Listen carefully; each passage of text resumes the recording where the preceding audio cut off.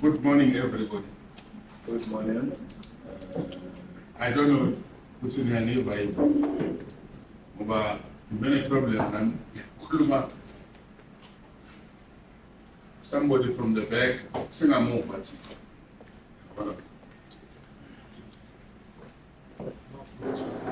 Oh, one I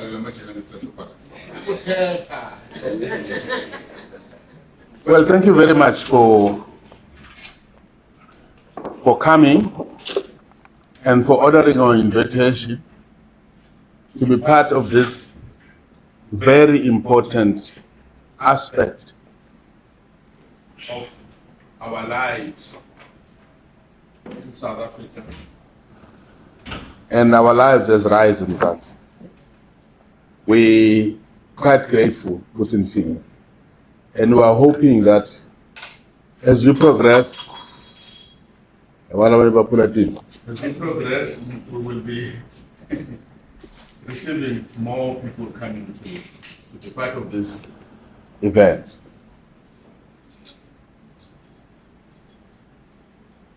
I like standing up when I'm speaking, but allow me to sit down for now, because it's going to be a long day when we'll be interacting and all this.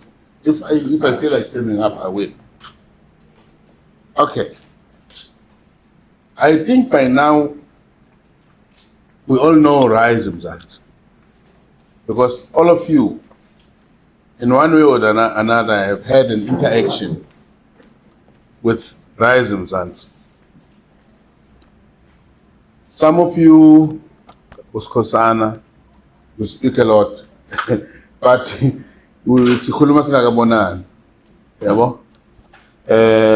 of you, it's your first time to see me.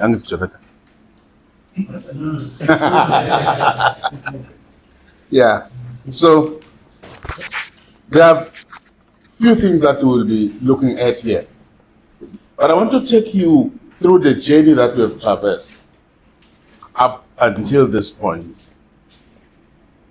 as Rise Mzansi. Rise Mzansi has been conceptualized way back. In 2022, it was already there. 2021, it was already a concept. But by April last year,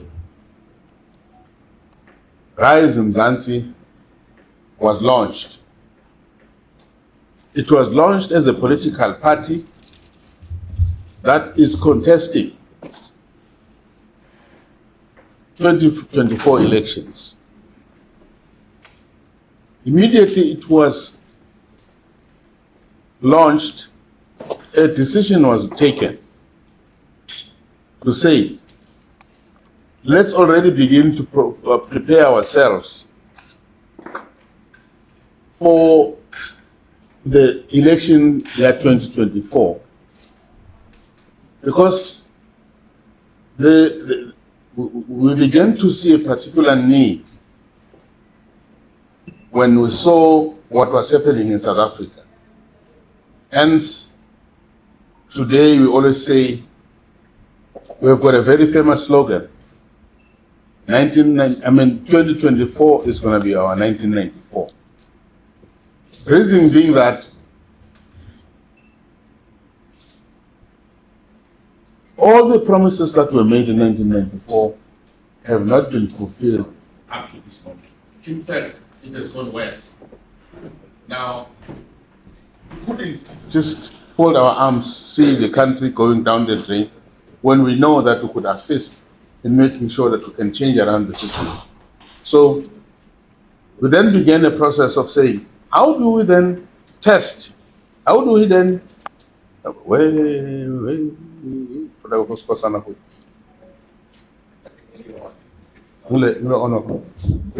That's fine. Yes. Okay. So It's also on. okay. Yeah. Yes. I think I'm going to All right.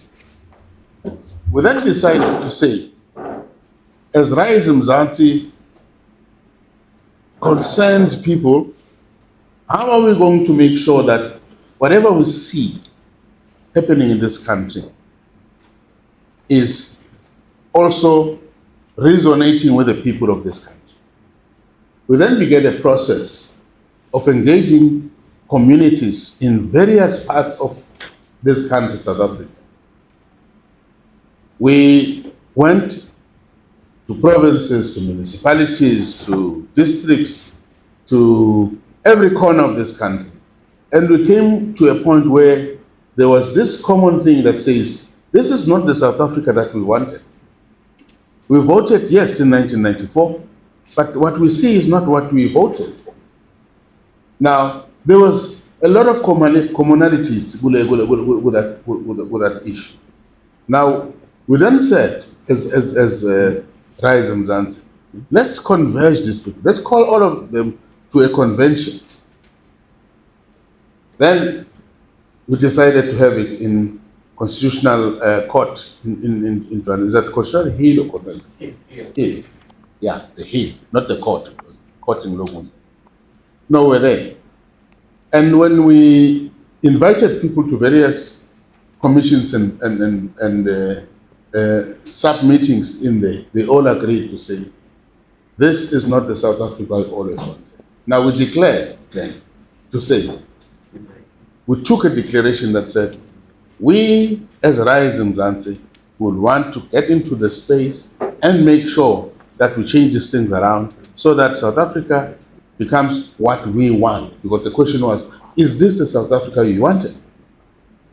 And delegates there raised it to say, it is not the one, but how do we get there? Now, the decision was then made on that convention to say, now because we're contesting these provincial and national elections, we need to produce a manifesto. Our manifesto is very different because it talks to the issues of the people that we engaged towards the whole. It's a whole journey. It's not just a stop-start thing. It's something that talks to what have we been doing all along. Now, we met you many times. You interviewed us in many instances. At some stage, you also asked us, what is your manifesto? And at that time, we couldn't even say that the manifesto is this. How is it looking? Now, in our national leadership collective meeting, we decided the 20th of January to be the day when we will be launching our manifesto. And last weekend, we did that. It was resounding, it was very successful. And mind you, not everybody in South Africa was there. Only mainly people from Gauteng were there. So it showed that really there's a lot of work that we have done, and there's a lot of people that want to align themselves with Rise and Mzansi because they see that it is a battle that will change around their lives and make South Africa to be what we want it to be.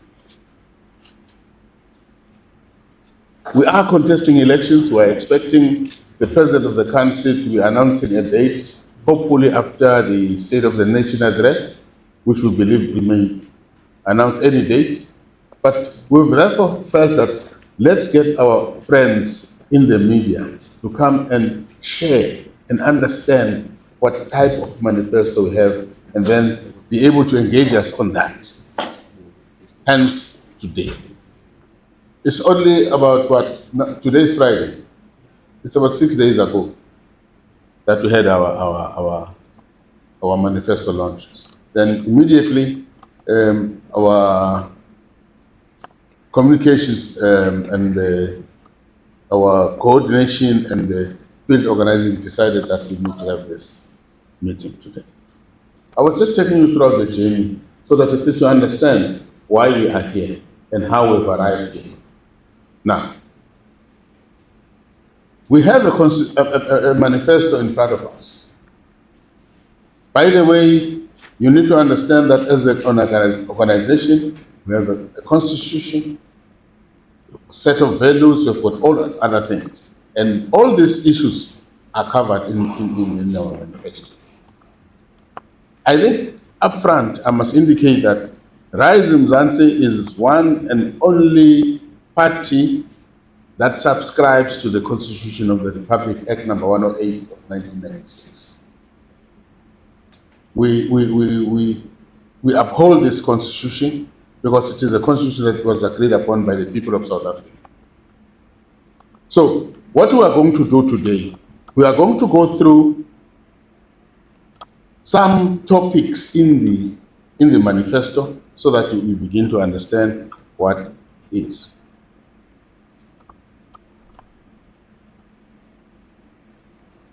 As I break and start with this process today, there will be a lot of reading, and I hope all of you have received copies of the manifesto, because at least now, when you want to interview us, Kosana and colleagues, it will be easier to refer back to a particular document.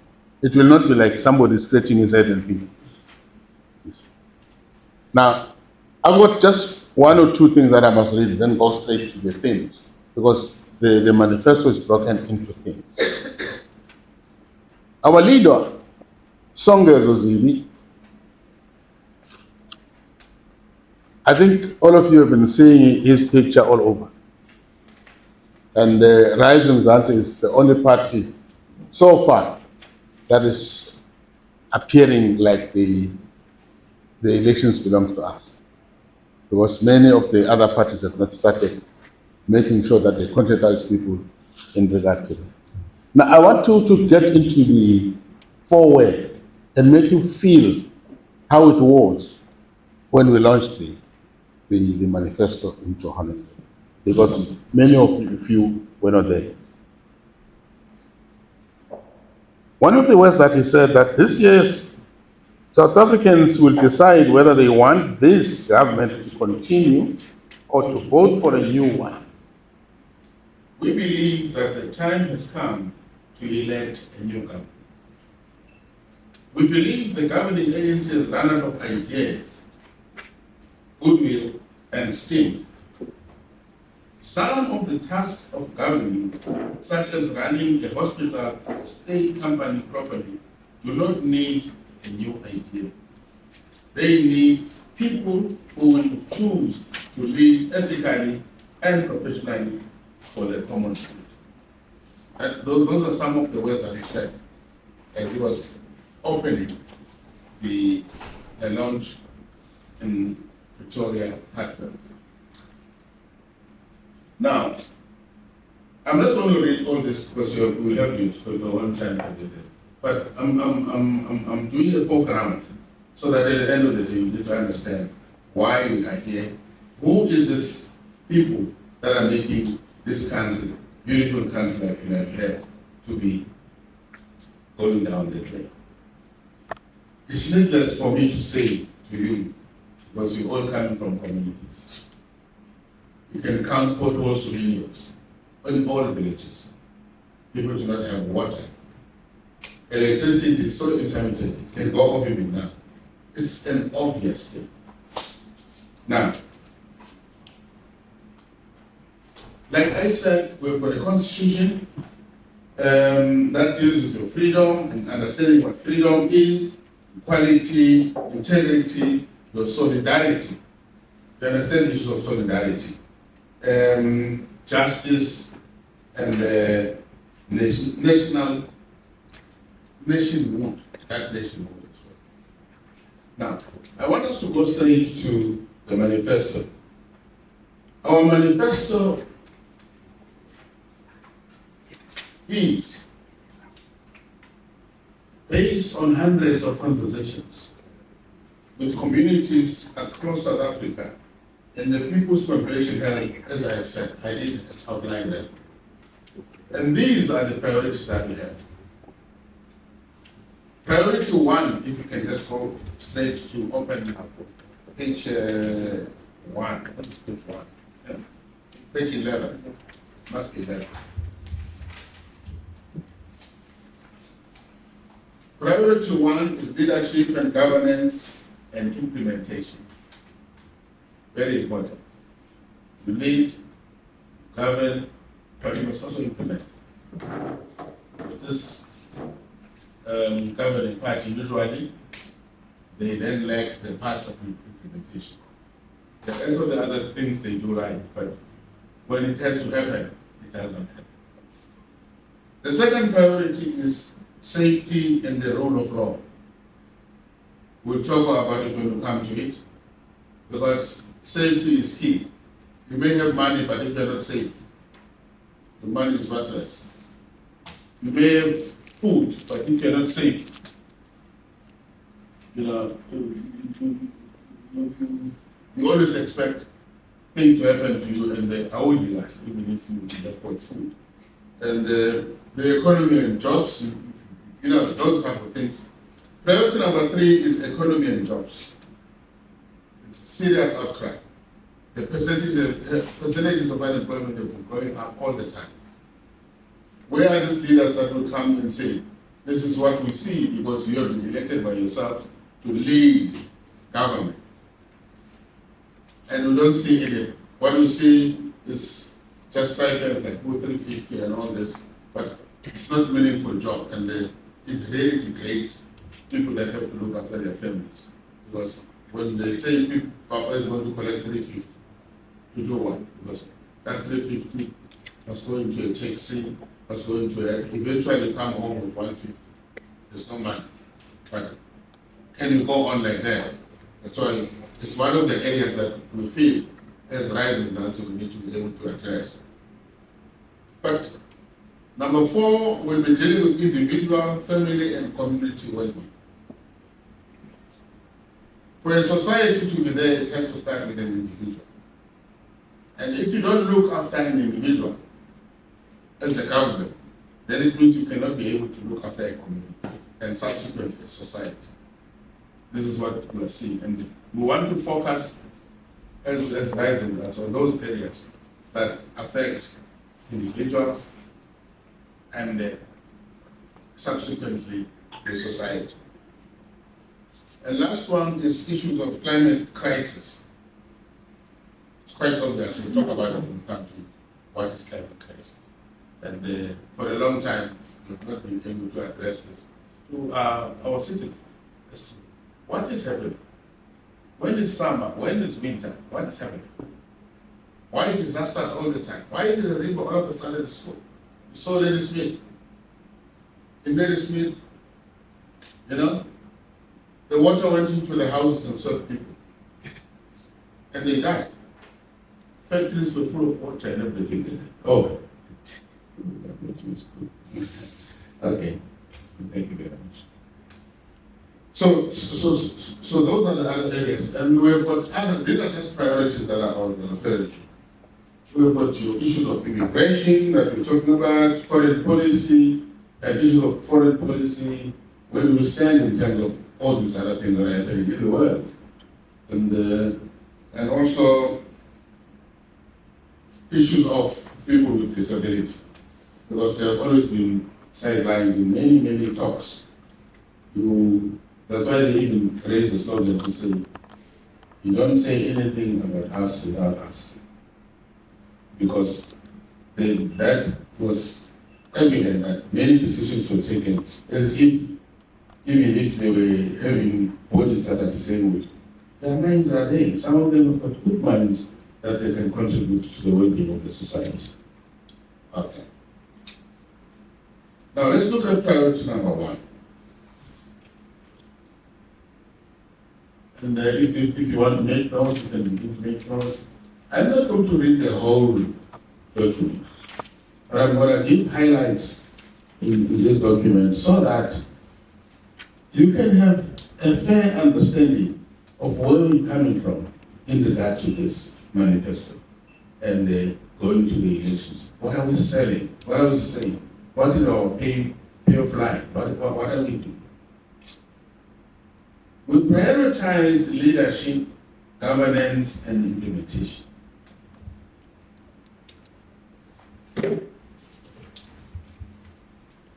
Without leadership, you will not govern, and you will not be able to implement anything. because you don't have leadership. In our slogans, we always say so that we can be able to implement all new ideas. In other words, you cannot be having a leadership that is too static, that does not transform or change with times. You need to have leadership that is looking forward to things that can assist society.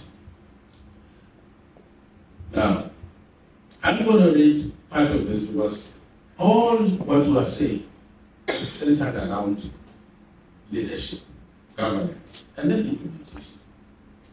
Our crisis calls for agency in policy making, decision making, and implementation. Therefore, South Africa needs capable leaders and people in all spheres of government and branches of the state, which is your parliament, your government, and your judiciary. We know that. Secondly, the reason even good representatives ultimately become bad is that our political system encourages unaccountability. It places too much faith in the inherent goodness of political parties and politicians instead of systems and rules that keep them in check and empower the people to do the same. In this case, we basically say, you outsource the power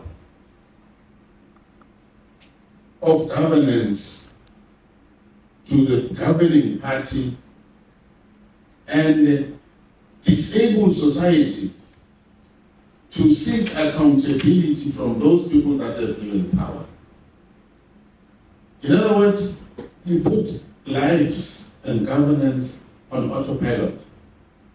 We say, we are voting you in, you don't care. You'll come back in 5 years and vote you again.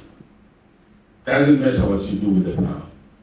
That has been a downfall of South Africa. Because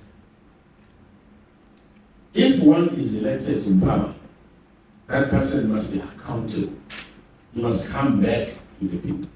Very, very often. They mustn't pass a law in parliament and then you don't come back to the people and tell them what has been passed. They just see, oh, there's a law now. Oh, because the process itself requires that the people that were elected must come back, must be accountable, must come back and tell us. Now, what we see now in South Africa does not happen that way. We just see people with blue lights driving around. Some go to parliament when they come back, they stay in their houses and go back.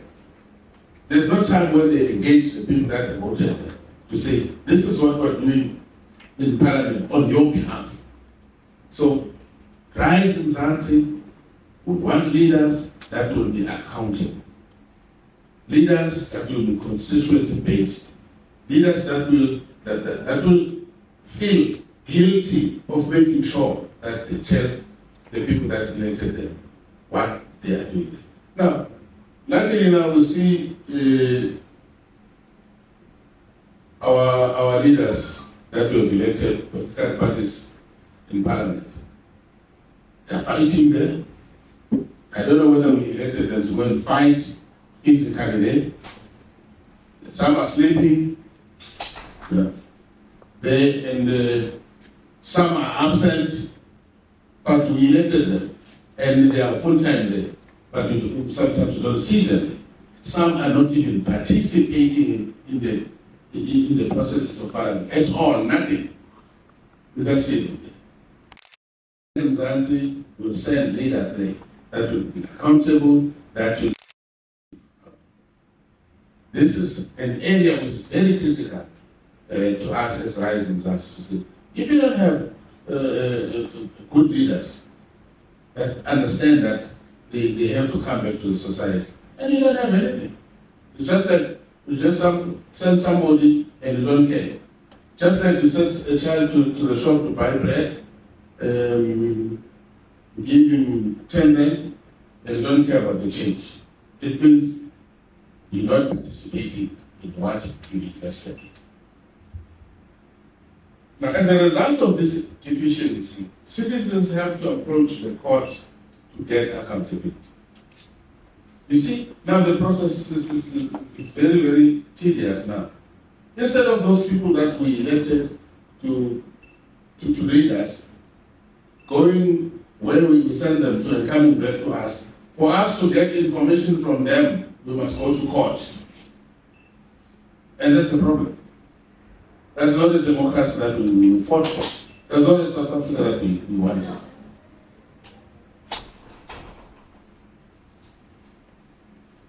And you then have to have society going to court with money that they do not have at all.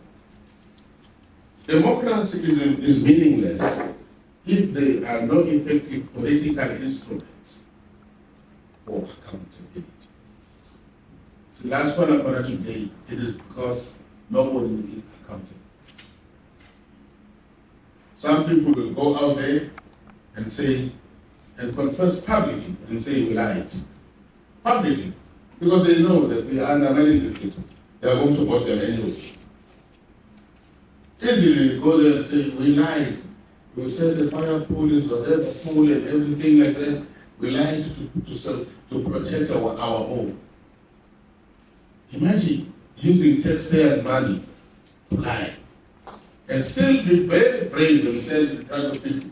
Millions and millions of the people in this country say, we lied. Because there's no accountability. Because you're undermining the citizens that elected you. Now, Rise in Mzansi will bring about leaders that will be accountable to the people that elected. Giving every other information. You may look at that information and say it's not that important, but it will be important for the people that have elected. Now, around issues of governance, leadership, and implementation is one of our manifesto priorities. We don't want to promise nothing without the capacity to implement them. Through a capable cabinet and a professional civil service that do not tolerate corruption. No, we don't want to use promises. Go out there and promise people. And when people are beginning to ask questions, we are nowhere to be found to say, you promised X, but deliver, there's nothing. So we don't want that type of an approach. When there is no capacity to do whatever we have to do, we are not going to be able to promise. But we're going to talk about things that we know that we are going to be able to deliver on. Will we therefore, because that's a question, how are we going to do? We will therefore appoint capable, ethical leaders in government to ensure excellence in terms of the standards, in terms of what is expected. Presently, as Rise in Mzansi, we are running a particular campaign wherein we are allowing people to raise names of people that they know that they are ethical, people that they know that they are capable, and we're not using the ruling party's way of doing things that the branch must nominate you, even if you're a criminal, even if you don't have capacity. Just because you can sing much more louder than others, then you get a chance to go to go in parliament. And in parliament, there are a lot of things that are supposed to happen, but you just go there because you sang a lot, or you're wearing beautiful T-shirts and slogans and everything. We are going to appoint capable, ethical. If you talk about ethical, somebody that will feel guilty to steal from the state, because if you're stealing from the state, you're basically stealing from the people. It is evident, it is very evident that there's no ethics. In one organization that is living now, there's even an ethics committee because They know that ethics are non-existent in that organization. Therefore, they know that they are needed, those ethics. There's ethics committee for that. But it's unethical for the president of the country to steal. Even today, one of the ex-presidents are undergoing court processes just for stealing from the very same people that elected. So we are going to try and make sure that we vet people. We make sure that whoever we send to parliament is ethical. That's one of the priorities that we have as Rising.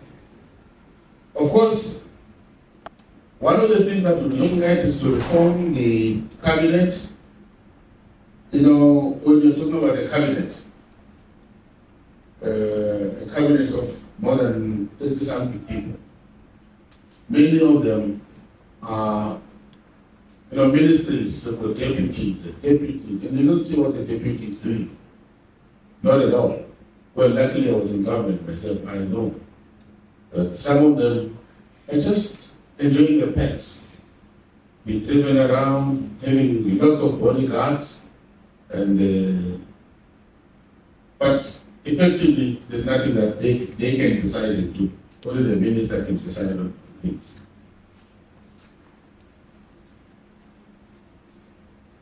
That was priority number one.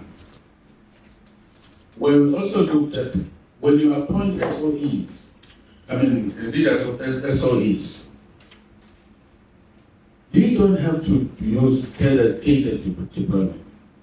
You don't have to give somebody such an important responsibility that affects South Africa because you're just rewarding him for having done something.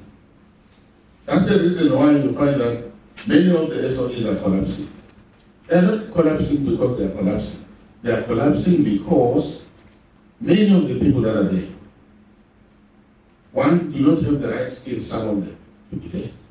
Some think that this is a cow that we can milk to death so that we are rich, super rich, and so that we can pay friends, so that we can sustain our organization.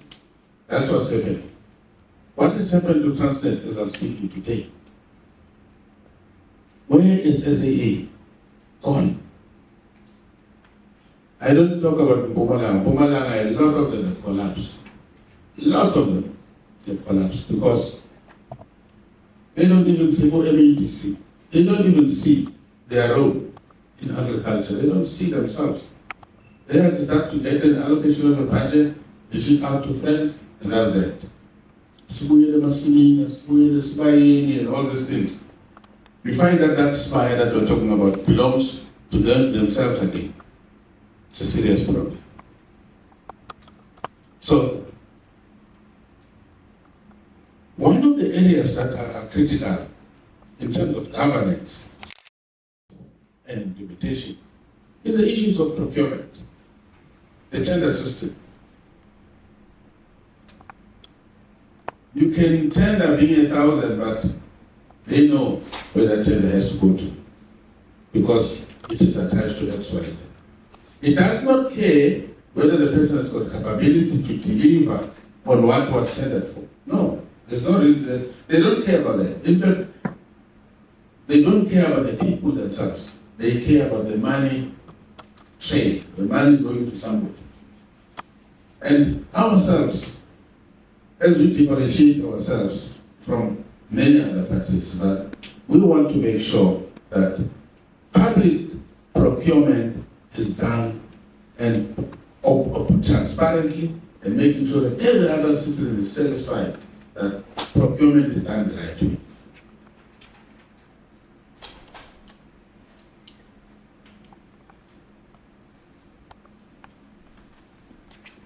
Still on priority number one, governance, leadership, and implementation. We've spent in this country more than R1 billion on the Zonda Commission. Not even one person has been prosecuted. What a waste of money. What a waste of our legal minds that were there.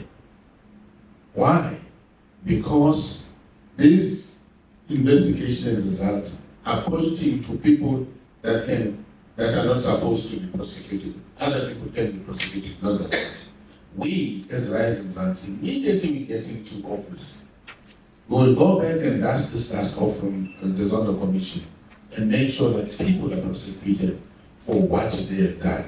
This is close to a genocide, because instead of people enjoying their salaries while they're there, they want to take all the money. I heard on the newspaper at some stage, somebody wanted to take or take away money from the UIF. No. UIF is for unemployment insurance fund. How cruel is that? That you're earning so much money, but you want to take away from the very same money that is for unemployed people. And you are saying you're in government. We are going to make sure that if that happens, whether you're a minister, whether you're a president, whether you're ever, you have to get the consequences and go straight to jail for that. NSFAS, our children, I saw on TV, our children sleep outside. Not that this country does not have money, there's money. But there's a process of leaders wanting to steal the very same NSFAS money. And I don't know, if you have got R1 billion, if you're stealing R1 billion, what are you going to do with this money? Because even your fifth generation can be able to use this money. Because R1 billion is a lot of money. But you want to steal that. And that's the problem. That's why public procurement and prosecuting those people is going to be one of our priorities as Rising Stars.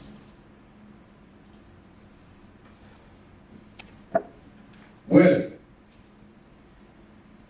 there are other areas that we can be reflecting on. The reason why I'm dwelling more on issues of governance, because every other thing that we do in this country centers around government.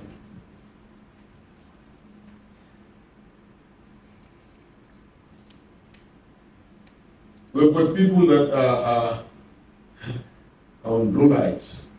If they come here for with one person, they can fill the whole room just to protect one person. That one person before went to Parliament was never protected by anything. Because there was no need for him to be killed. All of a sudden, BMWs, blue lights, people that are supposed to go and fight crime, they are protecting this person. This one person. It doesn't matter whether crime is happening to you there, Mpumalanga Lane, doesn't matter. But as long as this one is highly protected, we want, as Rising Mzansi, to take away issues of blue lights and give people minimum security, like all other citizens. Not necessarily that then once you are a politician or a minister, your life is more important than all other people. They are more important. Your life is so precious that you will need to take the whole police force to look after you. And people are dying out there. Crime is rampant out there. Well, lastly on this issues of governance, as I've dwelled on it, we need to understand that we're living in the area of 4IR and 5IR going forward. A government that still is manual is not desirable at this time.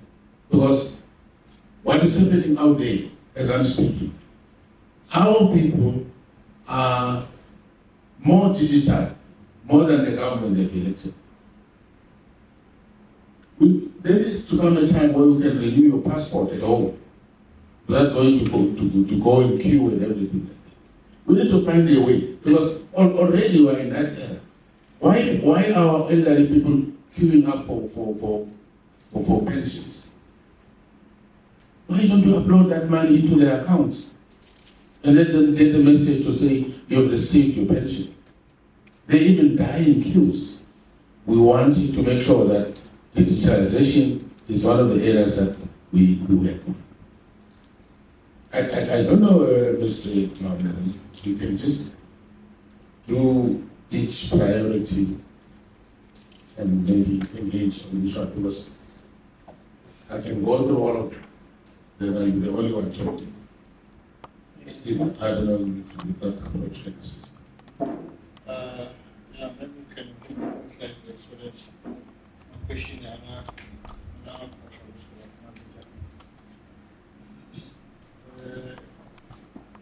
ukhona noma questions from the private sector Mpumalanga.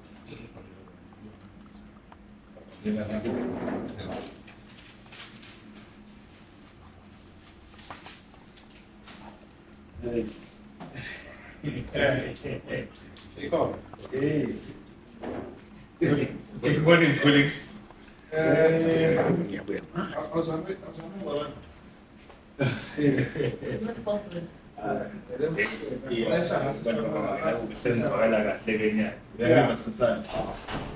Kodwa ke lomzalo uyaphuma kanti ke sifuna ukuphosa lapha nasibuka lama priorities kakhulu. I-concern yami nembuto wami ula kulenza baye youth unemployment ukuthi since i-rise Mzansi ibonile ukuthi government lokusapho uhlulekile uqasha nevule amathuba omsebenzi kube youth. Sikhuluma nje emaphesenti ange-close to 33% ebantwini abasha abangasebenzi eSouth Africa. Ngitiphi tinhlelo lenato njenge-rise Mzansi lenitawuqinisekisa ngato ukuthi uma mhlawumbe nilithola lithuba lokuthi baniseke noma ke banivotele ekuqinisekiseni ukuthi bantu labasha bongavuleka ngitho umsebenzi ngakubo. Lokunye lengingafuna mhlawumbe ukuphosa ezifanele nekubuda futhi ku-rise Mzansi ukuthi njengoba niyihlangano mhlawumbe lesha nishilo ukuthi ni isungulele kahle kulo nyaka lophelo ngo-April, nguphi umehluko le ndawo tanawo njengoba nithi 2024 angahle afane ngqo na 1994 lesho ukuthi lapho khona lelive lingabona ukukhuleka kangconywana. Nguphi umehluko ngicabanga indawo tanawo nini njengenhlangano ye-rise Mzansi? Okay, I'll first start.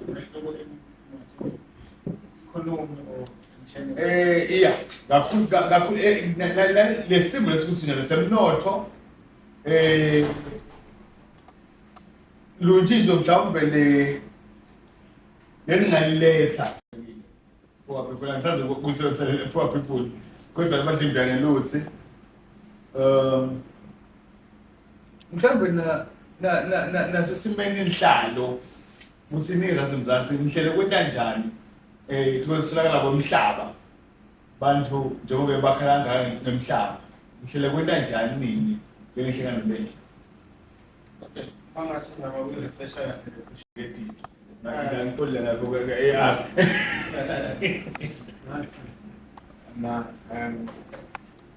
I've got two questions. First one. Ukwanje lokho I don't think that mic is on. Yes. ukwanje One, two. Yeah. Now. Okay. My first question is that does rise Mzansi have a strong ethical framework, such as code of conduct to adhere to? And then my second question is, so I'm going. naturally, yes. Oh, yes. Yeah. Okay, code of conduct towards its members or Since you said I want to regularly the way one week after presented with the parliament, right? So like now we will see yes, that thing I did from the code of conduct that you dance here. okay, code of conduct Exactly. Then the second one, kuma mention to say areas in Mzansi it transparent to everyone if they are in power. I want to know how is that going to work for but chances about power in but kube njalo nokukhabisa noma ke kuyinform umphakathi thini ngeke so-addresswa njani kulungiswa njani kanjani. Yes, I think the first line would say.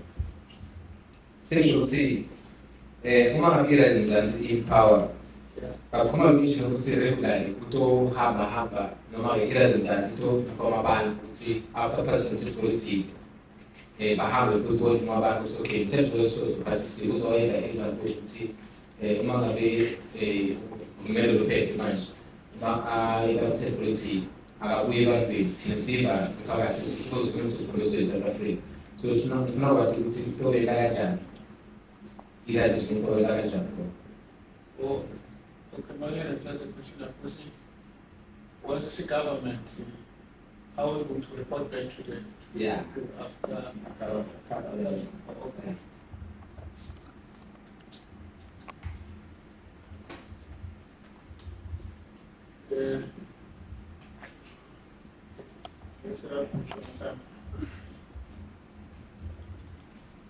Okay. Okay, my question is based on priority number 2, safety and rule of law.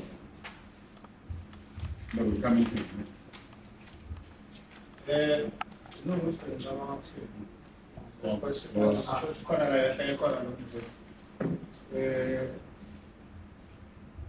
as this is a so because most of the question panel would so Let's cover them. I'm also much like a quick one. Then I got my teams, I think it's fast.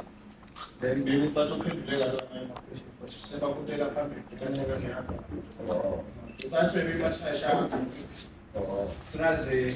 but I say, what's my several what put the other document on South Africa? So I put them up so much I could repeat it because we don't have to say my so we should have to check off. Okay, good to application as we tell us from what you said. So, well, that's I appreciate that.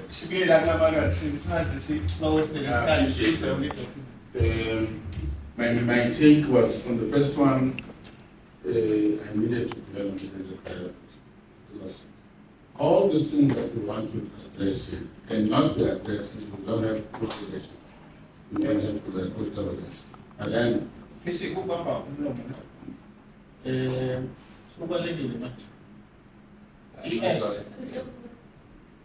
the question that I would feel that's up is to what you just said. So that's not the picture out and then we don't go to the same question I keep telling you, what is my code of conduct that will guide the message as a parliament. Then there's two, we see after one semester, the parliament, even the president is going to keep it for. But this will not, it's not the manner is not after. So these two questions. So when everyone cover, my things must be developed, my questions. well, thank you very much. And I appreciate what you said on me from which is good.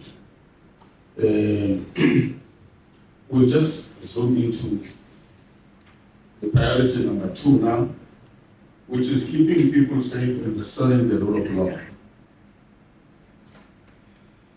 Now, like I'm not going to go through all of them, but we want to be practical and talk about practical things. If I may ask you, do you think there is a rule of law in this country? Do you think so? Do you believe so? When you find criminals committing crime, the next day they're in the streets. you find criminals going to jail and be taken care of more than the people, the victims themselves. You find the law enforcement system itself being corrupted by citizens, wherein you drive your car in here, you stop a traffic officer, you pay 50 rand, you go. Do you even think that there's a rule of law in this country? It does not say, the answer is never a big yes, it's a no. So we need to restore. If we say restore, we mean it was there, but it is no longer there. So you need to restore. Are you safe in your house now? You know, I saw a particular house around. Not that bad, it's not that new. What can you do? In a veranda. Who could follow back up? Who live around there? Who live around there? Who shall it tell you where now? Where I'm going. What can you do? Tell me first tell about it. Who follow back up? More backup is like the must know the standard when you're buying a new window, the hardware. So for example, the standard now. If I garage door, we put the customer backup gates for it. Because then it shows that people do not feel this any sense of safety in this country. You go to countries, I've been to some of these countries out there in the world. They don't know the bad door. No. It's just a glass for them to see through. They don't put bars. What has happened? What is wrong in this country? What is wrong in terms of the safety of our people? Crime has been a business now. As a matter of inside. We celebrate the crime in this country. I look at Georgia, look what's wrong. Every time you want to be high, still that's a good thing. And it's a very wrong thing. We want to restore law in this country. This is what we want to do. Because it is a responsibility of government to make citizens safe. It is responsibility of government. You get the police minister, but not police are the man.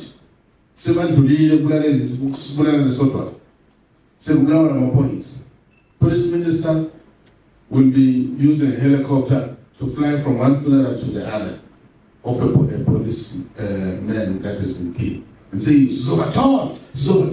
So, and then there's no Batola, so all of our hammer, we're no longer talking about ordinary citizens. Few days ago, there were people that were killed with HMS. People are turning to vigilantism because police are not doing their work. Police are getting bribed. Police, you know, if you see a policeman, he must run away in a cool. Most in the school, sorry, boys. Now, we need to make sure that we go to a state where South Africa is a safe country. Because there's a safety concern as I'm speaking. And the people go scot free. Yeah. My lawyers are not so cool.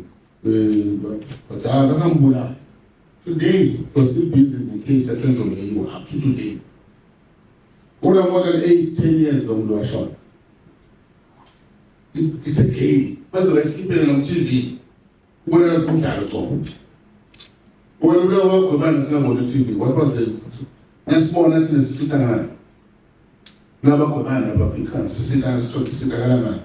It is because it's a serious movie. Singer was about what I would. Say about entertainer. But entertainer who come from a man. Security. Because the rule of law in this country is no more. As rights in Mzansi, we need to restore that because that's the responsibility of government.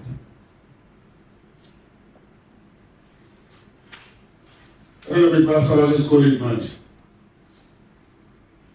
But the trespass in the walk back home is a big problem. What is the state doing?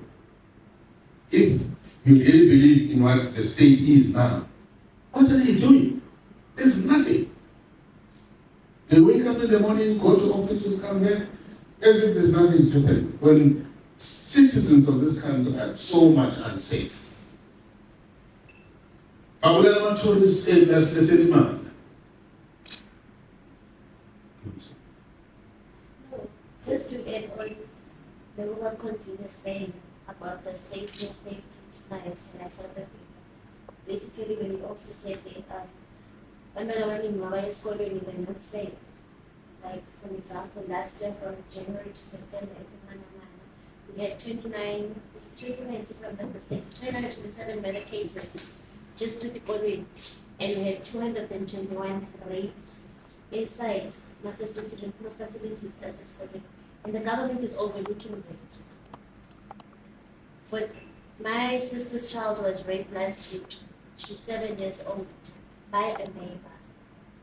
We went to a police station, we were not assisted. I had to call 11 o'clock ebusuku before the brigadier at my regional office. He was so rude to me. I had to call someone who said, just to get an assistance. I took pictures. Alama police officers. I shared my phone, TikTok, while a 7-year-old child is bleeding and crying. But I'm not the one. Unless I eat. So this is South Africa that we are currently living in today. I was there. So yet government, you prioritize, no, it's safe that the colony, it's safe that there's nothing that they are doing about it. I went to route, we are fighting and fighting and fighting. I went to look, that's why it's in a serious Mzansi. We're trying to prioritize that. Government has changed the way in current ruling party, current government is doing. Yeah, thank you so much. I mean, she's a very practical thing. And the little school, I so much I said, no. Since it's why I was no and I couldn't know in the society. It's a big problem. And I think the reason why we say we want to change South Africa to what it was before. This is one of that's a see. Now, we will direct the proactive evidence and intelligence-based policing. We see everybody will participate in their own safety. Remember the CPF Paulera. Paulera, the member of CPF. And I'm not going to let's try it. That's what we're doing, so on. Because we're normalizing the situation, normal. A situation that is not supposed to be accepted in a normal society. We want to restore it. This safety is a serious problem. That is priority number 2, and I'm happy that you've read it, and I'm just going faster now so that at least we can engage much more quicker. We're now going to go to priority number 3, the economy and jobs. All these things are very important. Our economy in this country, South Africa, is very much good. We've got a very good resource-based country, but the resources are not used by wise leaders and wise men. Sorry, Mpumalanga says, like, can we get a thing and then questions, that's not kind of one. Is it okay, guys? No, It's going to be helpful. Yeah. So now that's the first thing. Just minimum. Yeah, that's not, I tried to then, so for my question. I'm telling you, apparently by phones 11. Okay. Yeah. So, but again, we will go back to that. No, it's fine. To those private companies. The economy in South Africa is very much unequal. Although the legacies of colonialism and apartheid play a major role, it is also the rule that there are far too many people in South Africa without any income at all.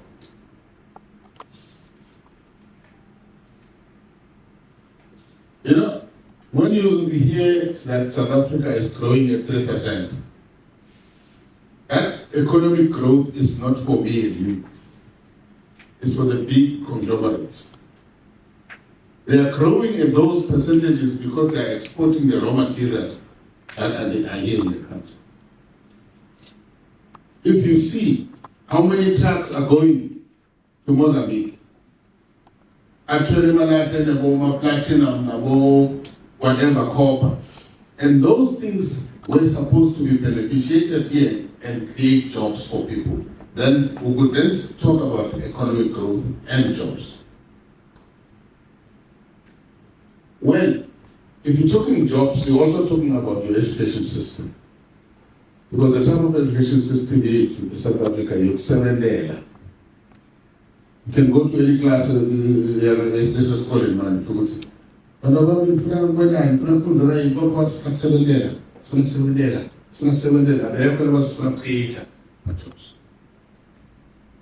and you go to the white class on a library plant, that never don't call. Nobody wants to work for anybody. They want money and to create their own wealth. I'm a government complex. Yes, black people are a majority, but I'm almost bang a belly. I'm never think 10. Kubela police staff are over 4,000, whatever. Very few white people want to work for any other person. So it's given my pass man, so that I send the people, my pass, let's say never eat to belong that. Say, university.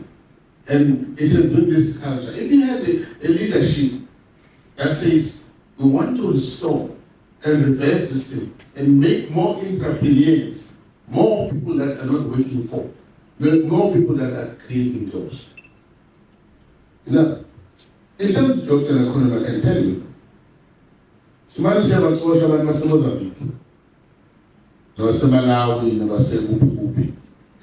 Apart from those people that are selling drugs, but there are a lot of people who are doing back. I was saying, my God, there's also a now. As I was saying, but about saying back to back, saying, but I said, Ethiopia, Bandana. The Bandana, she said, I'm exhausted, I believe. My exhausted people of Sarasa now, but that's not what she said. That's why it's a football room, she said, what about what my job opportunities there? And they are not taking anybody's job. If you're born and I'm speaking about as short, as keeping more jobs. So we want to create an economy that is going to be prosperous for all. That will create jobs for all. This is what we say is the right thing. Because, you see, you find government that's in there, no, but they're not spending about 350. Who did they consult in about 350? Or what they need 350 now and now? I'm going to say them in times they're in like a 10. No longer 20. Put out one to one. But 350 will do nothing. And in fact, you are creating more poverty. More than what I was about playing quality, right? For a money, that's what 350, start to the pattern, then it becomes perpetual. And that's not a job. It's people now living on grants in a country that is having everything. So we want an economy that will be all inclusive. An economy that we will say it's growing because it's growing for every other citizen of the country. It's growing in the pockets of everybody. and it's creating jobs. There's no need even to come to town if you've got your own skill. You can do your skill there. So we need to come to a stage where we talk about what we call economic justice and make it as one of the cornerstones. And if we're not going to do that, then it means this country is going to die. And it's very soon going to collapse into nothing. Those that have had an opportunity to go to other countries, particularly in the African continent, they will tell you that what collapses economies is just that the people are not participating in the economy and collapses them. That is the reason why the porous borders that we have are assisting people coming from elsewhere in the world, not necessarily Africa, but elsewhere, when the Chinese say that border. By Sugarman being able, because they see opportunities in South Africa. It's a very difficult decision to make if you are an adult to say, now I want to go and work in Botswana. Difficult. And leave every other person and go and work there. But they take those decisions because they know when they come to South Africa, they will have an opportunity to participate in the economy. And the people of the country are not participating in that economy. And not at all. The one that figure in this country, what about some fruit like that? That spirit is not in us. Because it is a responsibility of government to inculcate that spirit of entrepreneurship so that people can then be able to assist themselves going forward. So the economy is one of the very, very serious cornerstones that we need to make sure that Rise Mzansi leads and make sure that every other person is no longer that poor. Everybody is knowing that I can participate